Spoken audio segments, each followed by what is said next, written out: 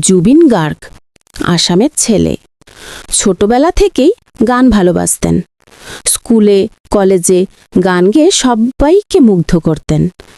ধীরে ধীরে মঞ্চ থেকে সিনেমা সব জায়গায় নিজের নাম ছড়িয়ে দিলেন। বলিউডে ইয়া আলী গান গেয়ে দেশ জুড়ে পরিচিত হলেন। শুধু গায়ক নয়, সুরকার, অভিনেতা, সমাজসেবক সব ভূমিকায় তিনি ছিলেন অসাধারণ। ভক্তদের কাছে তিনি শুধু শিল্পী নন, ছিলেন পরিবারের মতো একজন মানুষ।